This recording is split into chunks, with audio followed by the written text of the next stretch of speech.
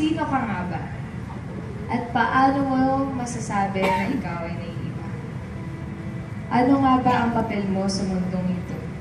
Ano nga rin ba ang papel mo sa buhay? Iyan ang mga bagay na tinatanong ko sa aking sarili. Madalas nga ay hindi ako mapakali.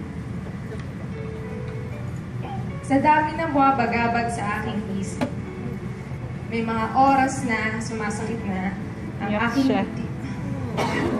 Parang kayo.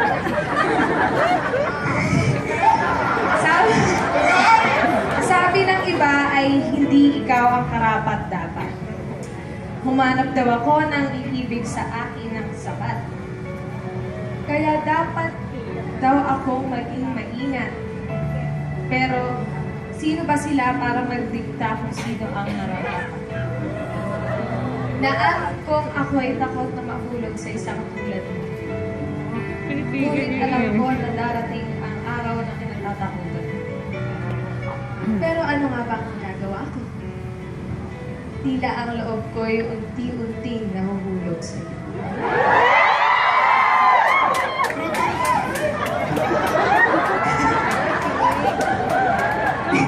Tinatanong ko ang aking sarili kung ikaw ba'y aking gusto.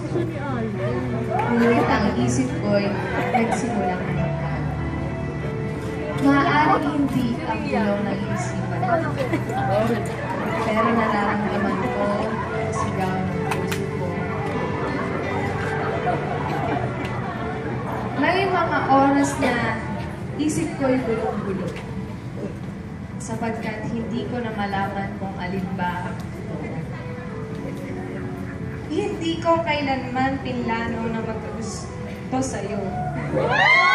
Hindi ko alam kung tama bang sundin ang puso. Alam mo ba na mahirap kang basahin? Kaya tila bang kahihirap mong mahalin? Sa takot na hindi mo ako kayang saluhin, ayos lang, basta kailanman ay huwag mo akong lulukuhin. Nais kong malaman ang tunay na laman ng puso.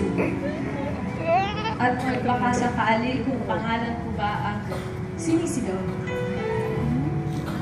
Nais kong malaman ang tunay kong halaga sa'yo. Pero ako ay natatakot na malaman. Tila sa puso ko'y ikaw lang ang tanging makikita. Dapat na bang aminin aking sinta? Tama bang sabihin sa iyo, tamang panahon na lang ang hinihintay ng puso? God gave me you, so we must be.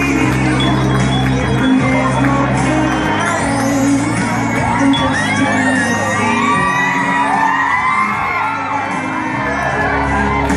It's like before life, and all that I live for.